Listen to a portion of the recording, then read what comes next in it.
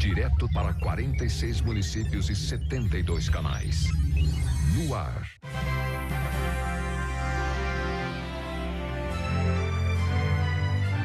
Link Vanguarda.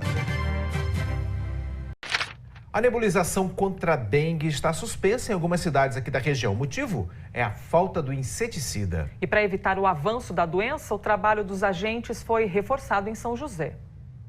Essa é uma rota que agora se tornou ainda mais importante. E os agentes de combate à dengue estão com uma missão. Eles precisam visitar o maior número de residências que conseguirem. Esse grupo desembarcou no Jardim Morumbi por causa da confirmação de um caso de dengue no bairro. Em duplas, eles percorrem diversos quarteirões. Tem hora que a visita deles é mais que esperada. A dona Maria do Socorro abriu os portões preocupada com a dengue. Apesar dos cuidados dela, alguns pontos chamaram a atenção. Só que você põe a larva lá na calha. Então a calha também tem que ter cuidado. Ela não mora sozinha e essa sacola que foi encontrada cheia de água, alguém deixou ali. Um descuido que não pode acontecer. Não foi eu que coloquei, tá? Mas tinha água, tá bom, vocês viram, foi bom que vocês viram logo, né?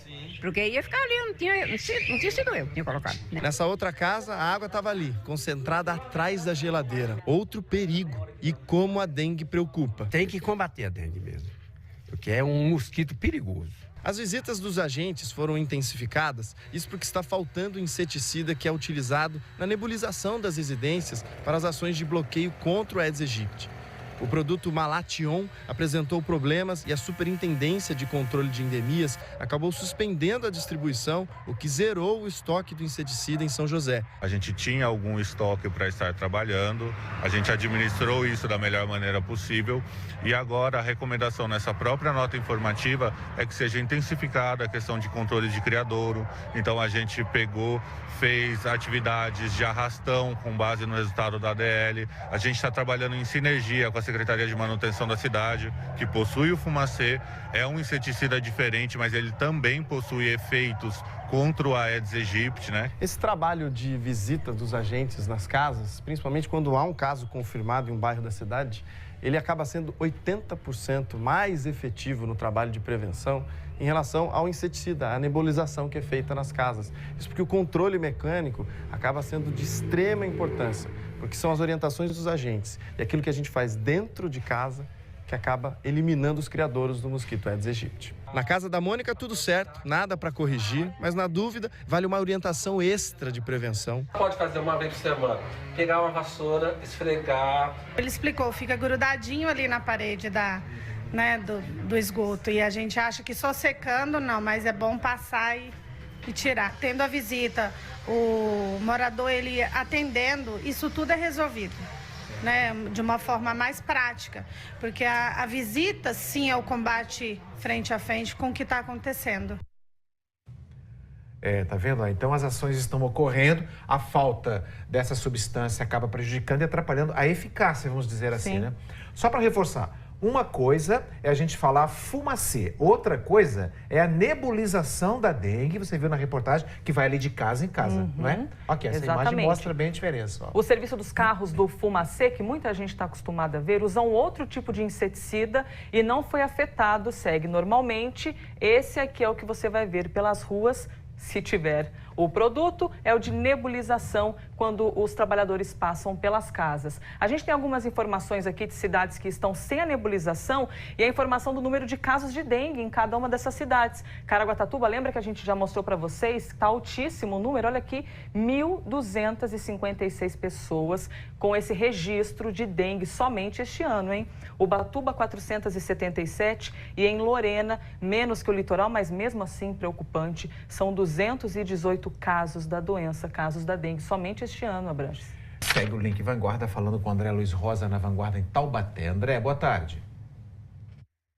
Oi, Abranches, boa tarde para você, boa tarde, Elisa, todo mundo que acompanha a gente no Link Vanguarda. A gente segue daqui de Taubaté para falar de um lugar bastante conhecido da cidade, que é o prédio da CTI, e a sirene do relógio da CTI voltou a tocar. Vanessa Vantini está no Vancop. Boa tarde para você, Vanessa.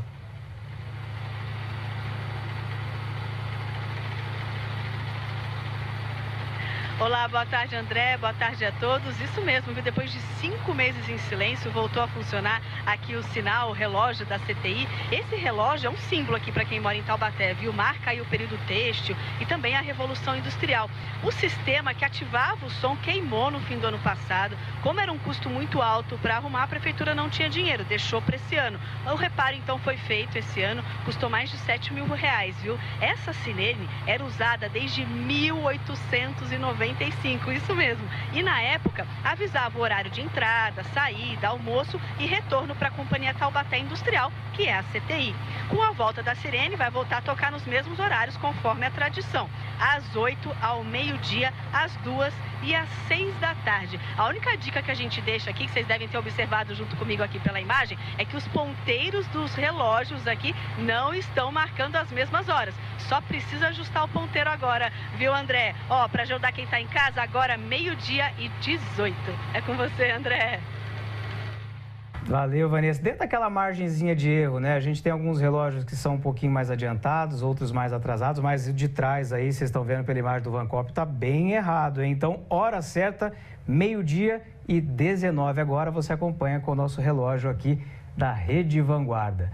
Estava mostrando ali, junto com o Carlinhos Brasil, cinegrafista, o outro lado, o lado do continente, São Sebastião. Então a gente já aproveita e traz as informações a respeito de São Sebastião. As equipes continuam trabalhando para tentar liberar a rodovia Rio Santos. Liberar completamente, né? Porque por enquanto a informação passada pelo DR é que a passagem dos veículos só está sendo feita naquele sistema pare e siga. Então libera um lado, o outro tem que esperar. E isso em horários determinados, não é o tempo inteiro. Então é entre meio-dia e 1 da tarde e também entre 6 da tarde e 8 horas da manhã. Essa liberação total que tanta gente está esperando, moradores, turistas e quem vive do turismo, ainda não tem previsão de acontecer, mas assim que acontecer a gente divulga nos nossos jornais. A gente já viu também agora na entrada ao vivo do Thiago, o fim de semana o tempo está fechado no litoral, o fim de semana vai ficar sob os efeitos dessa frente fria que passa agora pelo estado de São Paulo e está aqui sobre o vale e também no litoral.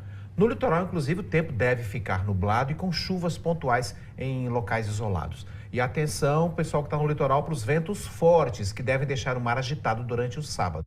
A gente abre o jornal falando da situação do litoral depois da chuva da sexta-feira passada, que deixou um rastro de complicações para as cidades ao longo dos dias seguintes. Em Ilhabela, por exemplo, a estrada que dá acesso à Costa Sul continua interditada. Já é uma semana de problemas, né, para os moradores. O Thiago Bezerra estava com a gente ontem, lembra? Conversando ao vivo de Ilhabela e hoje novamente segue na cidade para atualizar as informações. Thiago, a pergunta do dia é: tem previsão de liberar essa estrada, pelo menos parcialmente? Boa tarde. Oi, Elisa. Boa tarde para você, para o Abranches, para todo mundo que está assistindo o Link Vanguarda. Respondendo a sua pergunta, não. Aliás, a gente tinha a previsão de que meia pista aqui da SP-131 fosse liberada ainda hoje à tarde, mas o cenário mudou há mais ou menos uns 30, 40 minutos. Isso porque ali atrás a gente teve uma outra movimentação. Vocês conseguem ver um monte de terra atrás do maquinário lá? De acordo com a prefeitura, o que houve por ali? Faltavam mais ou menos uns 3, 4 metros para as equipes de trabalho conseguirem chegar até o lado de lá, aqui no bairro Piúva, mas uma nova fissura foi encontrada, então os problemas começaram outra vez. Houve um pequeno deslizamento de terra e só isso já inviabiliza a possibilidade de liberação aqui da via que dá acesso à região central, à Costa Sul, que liga essas duas regiões em Ilhabela. Por causa disso, eu vou conversar aqui com o Rogério novamente, né, Rogério, que é o secretário responsável, aqui está acompanhando todos os trabalhos. Rogério, me conta exatamente o que houve ali naquele trecho. Boa tarde. Boa tarde, Thiago. Exatamente como você colocou, nós estávamos a poucos metros de concluir o trabalho, já procedeu uma limpeza para liberarmos meia pista, para que possamos atender a população do sul da ilha, com essa interligação. No entanto, fomos surpreendidos com uma grande fissura, uma fissura extensa, o que acabou ocasionando um deslizamento. Houve um deslocamento novo de terra, de um grande maciço, mas o que coloca a área extremamente em risco e extremamente instável, né? Então agora nós estamos aqui avaliando com todos os técnicos para vermos a nova possibilidade, uma nova metodologia. Estamos agora iniciando, estou com uma equipe na parte superior dessa encosta, vamos iniciar os trabalhos de cima para baixo e para darmos continuidade nesse serviço. Existe a possibilidade dessa nova fissura acabar atingindo essas casas aqui que sobraram intactas lá em cima, aqui no bairro do Piúva? Essa fissura propriamente não. O nosso receio é que, em ela provocando um deslocamento de terra, isso cause uma instabilidade maior e acabe puxando uma quantidade de terra acima, o que com certeza teria mais risco ainda naquelas casas que já estão ali interditadas. Diferente de ontem, secretário, que a gente tinha um dia aberto, com sol, hoje não. O tempo já está mais encoberto, possibilidade de chuva aqui em Ilhabela. Isso pode acabar atrapalhando ainda mais os trabalhos? Ah, sim, e muito, né? Aliás, toda recomendação, o menor sintoma, a melhor quantidade de chuva que houver, nós temos que paralisar os trabalhos devido realmente a essa grande instabilidade. Vamos torcer que o tempo fique feio, mas que não chova, e a gente vai poder dar uma continuidade. Os trabalhos por hora estão parados, mas nós vamos retomá-los dentro em breve e peço à população que compreenda, que tenha um pouco de paciência. Não estamos medindo esforços para que possamos liberar a estrada. Certo, secretário, obrigado pelas informações. Hoje de manhã a gente esteve aqui acompanhando os trabalhos, até então ainda havia aquela possibilidade de liberação da via no período da tarde. Vamos dar uma olhadinha aí na reportagem, como é que estava a situação aqui de manhã. Pelo menos 80 caminhões cheios de terra já saíram daqui. Fora móveis e objetos domésticos das casas que desabaram. Mas tem muito trabalho pela frente. Debaixo de toda essa terra, ainda tem 2 dos 3 carros que ficaram soterrados por causa do deslizamento de terra do último sábado. O outro veículo, esse que aparece na imagem, já foi retirado da estrada. A área que fica na altura do bairro do Piúva está em constante monitoramento. Esse equipamento serve para verificar as movimentações no solo e prevenir novos deslizamentos. Temos técnicos de geotecnia monitorando com sensores, com qualquer movimentação de solo será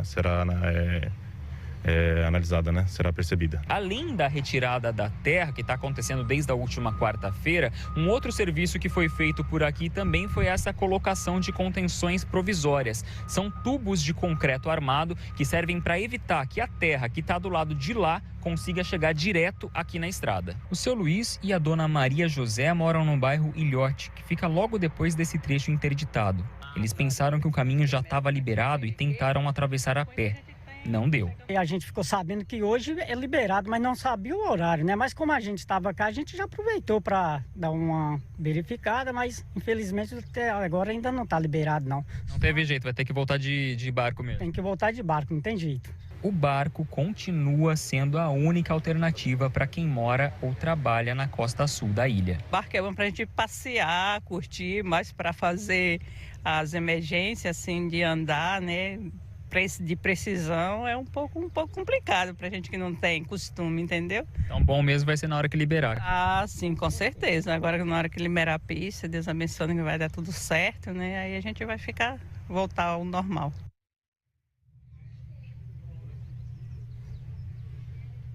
A dona Maria José queria mesmo que liberasse, ela não era a única, a gente conversou aqui com o secretário que disse que, inclusive do lado de lá, aqui da Costa Sul, a gente já tinha uma fila de carros de pessoas esperando para passar, contando com essa possibilidade da pista ser liberada agora à tarde, coisa que não aconteceu.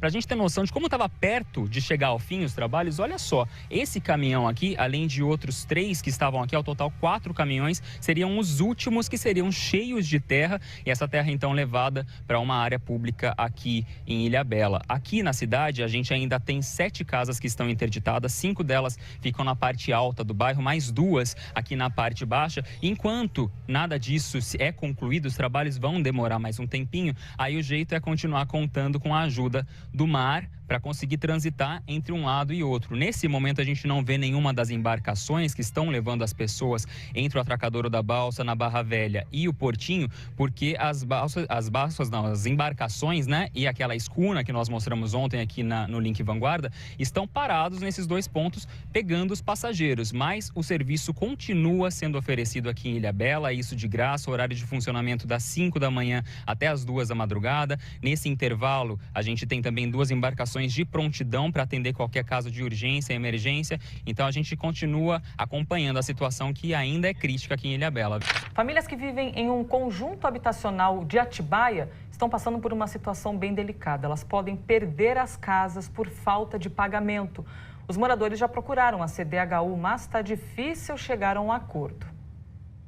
A Rosângela mora nesta casa, em um conjunto habitacional em Atibaia, com o filho, que toma remédios controlados e não pode ficar sozinho. Com isso, ela não consegue sair para trabalhar e a renda da família só vem do auxílio-doença, que não tem sido suficiente para pagar todas as contas. A parcela da casa, por exemplo, está atrasada e o CDHU está ameaçando leiloar o imóvel. Muitas famílias não têm condições de pagar. São como todos, igual eu também, não tem como. A maioria estão desesperados, né? Não sabe o que fazer. Ela tentou parcelar e chegou até a pagar uma parte da negociação, mas depois não conseguiu mais. Eu tinha que escolher, ou eu como ou eu pago. E o meu filho é deficiente, eu não posso deixar ele passar necessidade também. No mesmo bairro, outras 60 famílias estão na mesma situação. Parcelas atrasadas, cobrança de juros que, segundo eles, são abusivos e ameaça de despejo. Em alguns casos, a dívida chega a 19, 20 mil reais. Eu pago as parcelas atuais, as parcelas que vêm eu consigo pagar. Mas desse processo eu não consigo pagar. 21 mil, da onde eu vou tirar? Veio 11 mil para me pagar, só que eles falaram que esse 11 mil vai multiplicar para 13.700. Eu não tenho esse dinheiro, eles querem à vista. A dona Valneide tem uma filha que é deficiente visual. Elas também só vivem com um salário mínimo, vindo da aposentadoria. Cada vez está subindo mais. Quando eu cheguei aqui, era 110 a parcela. De 110 foi para 280, de 280 está 380. Não tem como eu pagar sozinha, né? Porque tem água, luz, comida, remédio. Então, não estou conseguindo. Quem mora no bairro pede mais atenção e uma chance de poder negociar a dívida em parcelas menores. O descaso, assim, que eu vejo da parte deles é muito grande, infelizmente. Estão se sentindo abandonados? Sim. A gente quer uma solução, porque eu quero pagar. Os moradores dizem também que têm tentado conversar com o CDHU nas diversas formas de atendimento para tentar explicar as dificuldades, tentar uma nova negociação, mas que não têm conseguido. E é por isso que alguns deles já estão recorrendo à justiça. Esse advogado representa algumas famílias e diz que falhas no sistema da CDHU contribuíram para o aumento da inadimplência. A gente vai buscar também no judiciário que haja renegociação ou reparcelamento de toda a dívida, né? E que esse financiamento seja feito, praticado do zero, né? Seja reiniciado com o CDHU cumprindo o seu dever institucional, cumprindo o seu dever contratual também, né? E garantindo que essas famílias mantenham a sua moradia. A OAB de Atibaia, que tem convênio com a Defensoria Pública, orienta os moradores de baixa renda que se sentirem lesados a procurarem um advogado gratuito. A pessoa poderá procurar a OAB local, certo? Às terças e quintas-feiras, a partir das 8 da manhã. Ela vai explicar a situação para o advogado e o advogado vai indicar qual é a melhor solução ali e depois, imediatamente, vai ser nomeado um advogado para poder, aí sim, individualmente, ajuizar a ação e defender os interesses dela na justiça. Os moradores tentando contato com o pessoal da CDHU e a gente também tentando, viu? Eles não gravaram entrevista, mas enviaram uma nota. A companhia informou que em Atibaia, hoje, são 62 contratos com prestações atrasadas e que eles oferecem a possibilidade de regularização da dívida, inclusive para quem já chegou a fazer essa renegociação e não conseguiu pagar. A companhia também deixou um número de atendimento para essas famílias poderem entrar em contato. Então, atenção, está aqui embaixo, o número 0800 000 2348. 0800 000 2348.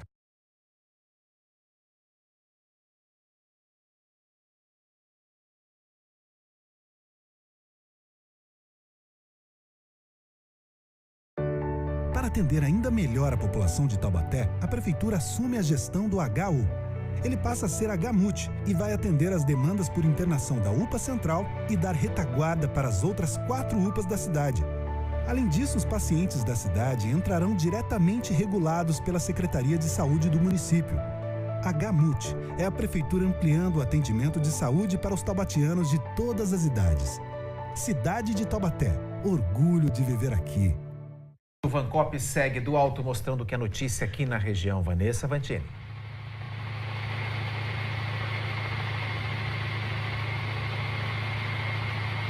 Abranches, nós estamos sobrevoando agora a Via Dutra. Esse aqui é o trecho já de São José dos Campos. Nós estamos bem próximo aqui ao viaduto Bandeirante. Trânsito bem complicado por aqui. Essa pista que vocês veem à esquerda do vídeo é a pista sentido Rio de Janeiro. Agora há pouquinho estava com uma faixa interditada por conta de um acidente entre um motociclista e um carro. Inclusive o carro de resgate estava aqui. Saiu agora há pouquinho aqui dessa faixa. O reflexo é o que a gente consegue mostrar para vocês agora, viu? Esse aqui a gente está mais ou menos na altura do bairro Jardim da Granja. E o trânsito segue complicado até o CTA. Inclusive essa alça de acesso aqui, a saída, né? O pessoal que sai da Avenida dos Astronautas, também trânsito bem complicado, com bastante lentidão. Eu vou percorrendo agora um trecho aqui da Via Dutra para vocês verem a diferença, né? Da pista sentido São Paulo, que está com trânsito bem livre, e o trânsito bem carregado, então, na pista sentido Rio de Janeiro. Isso é um reflexo de um acidente. A faixa ficou parcialmente interditada, já está livre, mas é aquele tempo após, né, a liberação da faixa que a gente sabe que demora para esse trânsito todo voltar a fluir. Tem cerca aí de 2 a 3 quilômetros de lentidão nesse momento aqui no trecho de São José dos Campos. Abranches. Obrigado, Vanessa, por essas informações, mostrando ao vivo agora a situação da Via Dutra no trecho de São José dos Campos. Já sabe como é que vai ser o nome dessa companhia que une a Boeing com a Embraer? Tá aqui, ó, destaque do G1. Boeing Brasil Comercial é o nome dessa nova empresa de aviação, em fusão com a Embraer. Notícia de destaque que vem chamando a atenção. Está aqui o logo que eles mostraram. Isso foi divulgado ontem. O nome e a marca dessa nova companhia é formada por essa parceria entre as empresas. Ao se chamar Boeing Brasil Comercial, você percebe que não tem o nome da Embraer e vai gerir a área de aviões comerciais, que antes pertencia só à companhia brasileira. 80%, então, a gente já divulgou aqui no Link Vanguarda, vai ser da Boeing e 20% da Embraer. Sabe qual é a expectativa dessa nova empresa? Que até o fim desse ano esse acordo seja concluído e a antiga Embraer continua existindo, a gente lembra, mas no setor de defesa e de jatos executivos. Acesse o G1 e fique por dentro dessa informação importante aqui para a região. Quando a gente fala que tem notícia que não tem como dar, que a gente fica indignado, esse é o exemplo. Uma escola estadual no bairro Nova Detroit, zona leste de São José, foi furtada hoje de madrugada. Isso mesmo, entraram em uma escola. Segundo os funcionários, esta é a 4ª vez que a escola Heloísa Ferreira Teixeira é alvo de criminosos. Eles contaram que os bandidos reviraram as salas e fugiram levando mais de 10 computadores, além de equipamentos de som e também de vídeo. Até o momento, ninguém foi preso. A Secretaria de Educação do Governo do Estado disse que ainda está contabilizando os itens furtados e vai registrar o boletim de ocorrência. O governo também afirmou que vai pedir reforço na ronda escolar ali pelo local. Apesar do crime, as aulas na escola seguem normalmente nesta sexta-feira, mas é claro que a gente imagina o sentimento dos professores, da direção da escola e dos alunos que tinham os equipamentos para poderem trabalhar e ter aula e simplesmente foram levados durante a madrugada. O clima nesse momento deve estar de um grande desconforto, vendo que a violência invade até as escolas. Escola? Né? Terrível. O que você acha do transporte público de São José dos Campos? O que tem de bom? O que pode ser melhorado? É isso que a Prefeitura quer saber. A Secretaria de Mobilidade está fazendo uma oficina para saber a opinião da população para fazer um novo edital, o edital do novo sistema de transporte na cidade. Esse foi o 5º encontro para debater o transporte público de São José. Dessa vez, moradores da Zona Sul tiveram a chance de falar o que pensam. Cerca de 50 pessoas participaram da reunião, entre eles o Sérgio. Eu acho excelente que o morador venha e contribua até para que possa saber qual é a realidade hoje e aonde nós queremos chegar futuramente. A Mariene veio com a sugestão de melhoria na ponta da língua. Fazer remanejamento de algumas linhas que poderiam beneficiar a todos. Porque para quem mora abaixo da Andrômeda, a dificuldade de transporte é muito grande, entendeu? Porque aí atinge o pessoal do Jardim Oriente, Jardim Sul, Terras do Sul, Bosque dos Ipês. O encontro começou com uma apresentação da Secretaria de Mobilidade Urbana. Na sequência, teve uma palestra de um economista que tem desenvolvido com a Prefeitura, em parceria com a Fundação Getúlio Vargas, um estudo para ajudar a definir o futuro do transporte na cidade. A dinâmica do encontro também teve rodas de discussão entre os participantes, que a cada 10 minutos mudavam de mesa e com temas diferentes. Essa roda aí era para listar o que há de bom e o que precisa melhorar no transporte público. De facilidade, o que a gente destacou foi que os ônibus eles são novos e todos eles são acessíveis. E de dificuldades, o que a gente mais destacou foi a falta de integração com outros modais, como as bicicletas e o transporte alternativo. A Prefeitura coleta as informações discutidas para traçar um diagnóstico que vai ajudar a formatar o transporte público no futuro. Vale lembrar que dos 3 lotes de concessão para empresas de ônibus, 2 se encerram no ano que vem e um outro em 2021. A expectativa da população é uma melhoria, tanto do ponto de vista de oferta do transporte público, quanto de conforto e qualidade, né? Então, esses são os atributos principais que a gente deve direcionar aí a condução da construção desse novo edital. E ainda vão ser realizadas mais 2 oficinas. Na quarta-feira da semana que vem, em uma escola no bairro Jardim das Colinas. E a última vai ser no dia 1º de junho, no distrito de São Francisco Xavier. Depois, a Secretaria vai ouvir as sugestões dos motoristas do transporte alternativo. André, vamos novamente para o alto conversar com a Vanessa Vantini, que estava há pouco mostrando para a gente o registro de um acidente e lentidão na Via Dutra. Oi, Vanessa.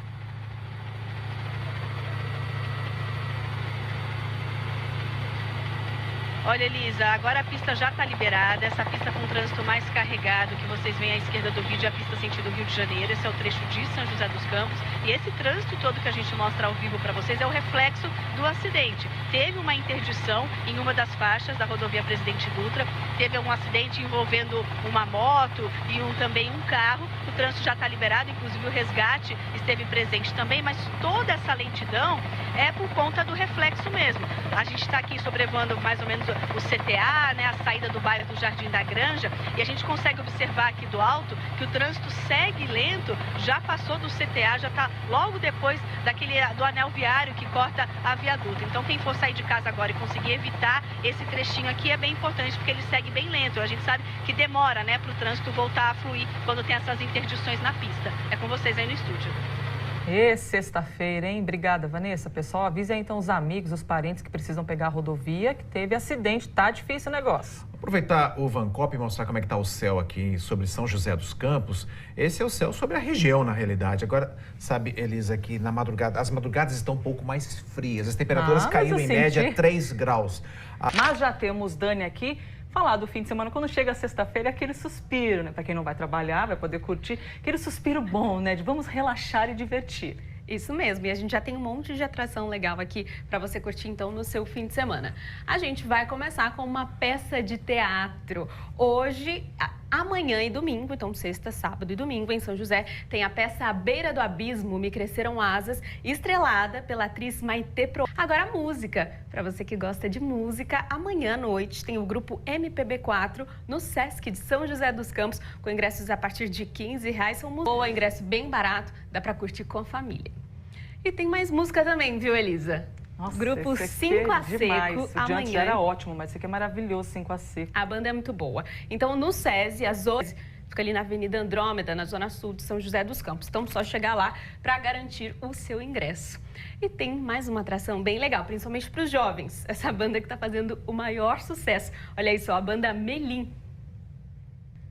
Eles são muito bons. São 3 irmãos, né? São 3 irmãos, 2 ainda são gêmeos. E eles mesmos que compuseram essa música e várias outras do CD deles. E depois já cantaram com várias outras pessoas bem legais, até com a Ivete Sangalo, né? Eles têm vários clipes super produzidos. É uma banda muito legal. Então, ingressos a partir de R$40. O show é hoje em Lorena, numa casa noturna que fica na Estrada Velha, entre Lorena e Guará, viu?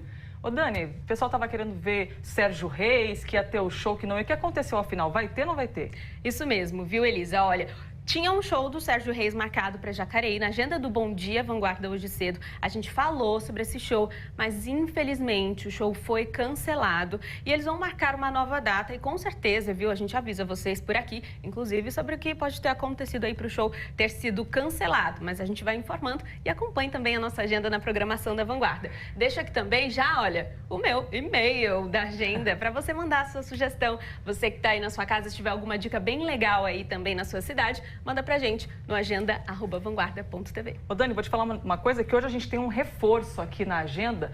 Pedro Melo, quero saber o que Pedro vai trazer de bom para fazer no fim de semana. Já tá com uma galera cheia de swing. Onde é que você anda, Pedro?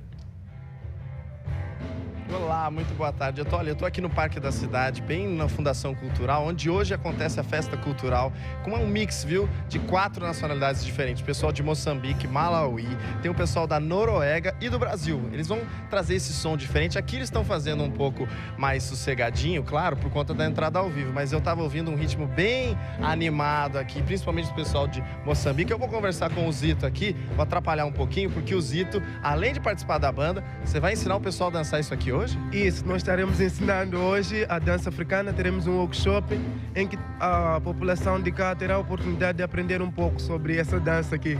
Essa dança qual que é? Tem um nome? Isso, chama-se Ingoma.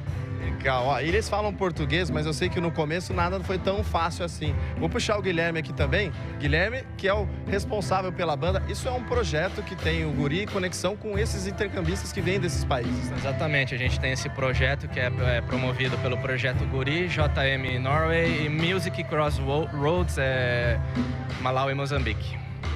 E vocês vão ter comidas típicas aqui também, vão trocar ideia com o pessoal, falando das culturas diferentes. Exatamente, hoje a gente tem uma festa cultural, então a gente vai ter várias atrações, música, dança, comidas típicas e várias atividades aí para todo mundo conhecer um pouco mais aí desses países. Olha, muito legal, inclusive, obrigado pela sua entrevista. Acho que dá tempo de eu conversar rapidinho com a Ruth, que pode me falar. Eles têm uma banda apresentação hoje às 3 da tarde, domingo, 10h30 da manhã, tem que chegar cedo, porque eles vão gravar o clipe da banda no Parque Vicente Naranha. E a língua, como é que foi? No começo você falou que foi difícil, né? Sim, porque eu não falei português no começo. Não sabia nada, não entendi nada. Pegar o ônibus foi difícil, e também morar com os dois do Malawi e Moçambique, porque nós não falamos o mesmo idioma. Então, ficou meio confuso. Agora, a música deixou tudo igual.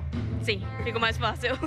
Sim. Obrigado, Ruth. E eles têm nome tudo fácil de falar, então eu não sofri quase nada aqui. Então, ó, lembrando, então, hoje a partir da 1 da tarde é de graça, é só chegar que eles estão aqui esperando. E eu que sempre tive muita vontade, é verdade mesmo, eu gosto muito desse ritmo africano, pedi pro Zito me ensinar um passinho, eu vou tentar fazer com eles aqui, esse passinho que eles estão fazendo agora. Edgar, segura pra mim aqui.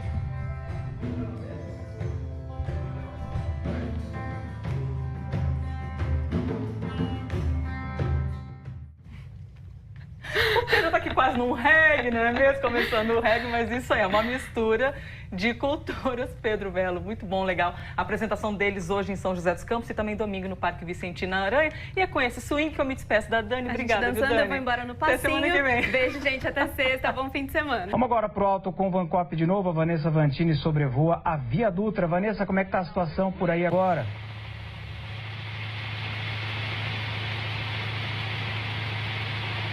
É isso aí, André. Esse é o trecho de Caçapava, da rodovia Presidente Dutra. Aqui do alto a notícia é boa agora, viu? Como vocês observam, o trânsito é bem tranquilo nos dois sentidos. O motorista, pelo menos agora nesse horário do almoço, não vai encontrar nenhum ponto de lentidão, nem congestionamento ao longo de todo esse trecho aqui do Vale do Paraíba, que corta aqui pela rodovia Presidente Dutra. Então quem for sair de casa agora pode sair tranquilo, que a viagem vai ser boa também. Agora há pouco sobre a questão da falta do inseticida para combater o mosquito Aedes aegypti, e Taubaté está buscando alternativas porque a cidade também está sofrendo com esse problema.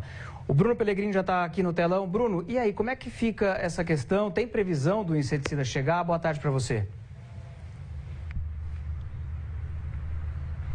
Boa tarde, André. Boa tarde para todo mundo. Olha, a previsão, segundo o Ministério da Saúde, é que o inseticida chegue em junho, tá? O Ministério explicou que em 2016 fez a compra de aproximadamente 1 milhão de litros do inseticida que é produzido pela empresa Bayer. Mas em 2017 suspendeu essa compra porque o inseticida apresentou algum tipo de problema. E aí o número, a quantidade que ele tinha no estoque não foi suficiente para fornecer para os estados, que repassam isso para os municípios. O Ministério da Saúde informou que está esperando então a reposição do inseticida pela empresa Bayer. A Bayer, por nota, informou que, olha, o problema encontrado no inseticida foi por uma questão de armazenamento incorreto e que mesmo assim repôs 104 mil litros do inseticida e que não foi feito nenhum novo pedido pelo Ministério da Saúde. Vou conversar agora com o Zé Antônio. Aqui em Taubaté, a última DL, né, análise de densidade larvária, foi de 3,9. 9 já está em risco de epidemia. É preocupante com a falta do inseticida? Isso pode se agravar? Boa tarde. Olha, boa tarde. O risco existe,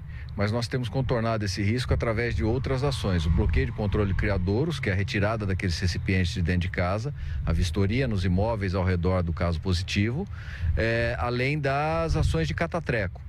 Esse ano nós já retiramos das casas dos munícipes 22 toneladas de materiais que poderiam servir de criador ao mosquito. Então, mais do que nunca, o momento agora é de evitar que haja a formação de larvas e que o mosquito não chegue à fase adulta. E para isso a gente vai bater naquela tecla de sempre, né, Zé? A gente fala que a orientação e é importante as pessoas tomarem cuidado. Que cuidados são esses? Principalmente, e resumindo, não deixar água parada, verificar todos os recipientes, mesmo aqueles que não têm acesso à água de chuva, os ralos internos, aquela água do degelo da geladeira, vasilha de animal, vasilha de passarinho, tudo isso que você tem, por exemplo, dentro da sua casa que não depende da chuva, né? Uma vez que agora diminui. Número de casos esse ano em comparação com o ano passado cresceu bastante? 78 casos até o presente momento. O ano passado todo foram cerca de 50 casos, ou seja, um aumento significativo, mas esperado para essa época do ano. Tá certo, agradeço, obrigado pela sua participação. Tá, então, sem inseticida, continua as ações, né? Vistoria nas casas, catatreco, mas claro que os moradores precisam ajudar também, cada um cuidando do seu espaço, né, André? Com certeza, Bruno. Obrigado pelas informações. A gente falou de São José dos Campos, nós falamos também de Ubatuba, Lorena, e chegou a informação que Piquete e Cruzeiro também estão com a falta do inseticida, ou seja, todo mundo tem que colaborar, independentemente de ter inseticida ou não, temos que fazer a nossa parte para evitar que o mosquito Aedes aegypti se prolifere. Descobrir que tem diabetes é uma coisa muito chata. A vida muda completamente de um dia para o outro. São muitas restrições alimentares e muitas vezes a pessoa passa a tomar vários remédios, mas os exercícios podem ajudar no controle da doença. Tem paciente de Taubaté que já descobriu isso e conseguiu bons resultados. A rotina do Daniel é assim, todo dia pegando pesado na academia. Os exercícios começaram a fazer parte da rotina dele há 2 anos, quando descobriu que estava com diabetes. Foi uma mudança e tanto no estilo de vida. Eu costumo fazer durante o dia, como eu tenho oportunidade, a musculação, e no período noturno eu faço aeróbico. E que acredito que a união dos dois, em 2 períodos, que tem me ajudado bastante a reduzir a minha diabetes. Na academia, o professor diz que trabalhar com alunos como o Daniel é um desafio.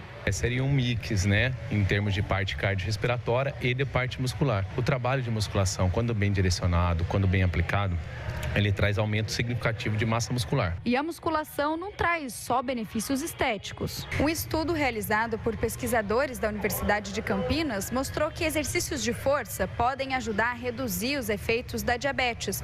Por isso, a musculação pode ser uma aliada para quem faz o tratamento contra a doença. O estudo foi coordenado por esse pesquisador.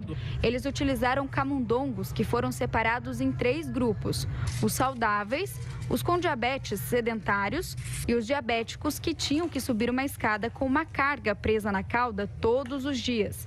Em 15 dias, esse grupo reduziu a diabetes, mesmo sem ainda ter perdido peso. A mensagem importante que esse estudo traz é que muitas das vezes a gente não precisa ficar preocupado com a redução do peso corporal na balança.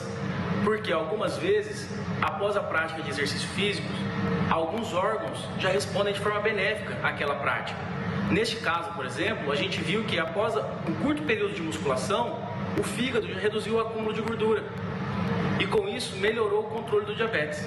Esse endocrinologista de Taubaté reforça que exercícios de força ajudam muito quem é diabético. Quando um paciente vem no consultório e com diagnóstico de diabetes, é até um diagnóstico muito impactante e a gente tem que ter muita sensibilidade para tratar desse paciente, porque muitas vezes tem que tomar remédio para o resto da vida. Mas dependendo do caso, quando o paciente adere a um estilo de vida novo, com a atividade física aeróbica e também a musculação, muitas vezes a gente vai vendo o paciente consulta a consulta, vai tirando os remédios à medida que ele desenvolve a atividade física dele e pode ficar alguns meses sem remédio. É uma receita que funciona. Em 2017, quando foi descoberta, ela estava superior a 250 e hoje ela está entre 120 e 125.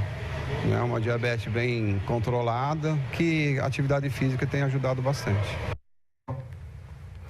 Por isso é muito importante fazer acompanhamento com o médico, com exames de sangue e tudo mais, que quanto mais cedo o diabetes for descoberto, melhor é o tratamento e assim evita as complicações.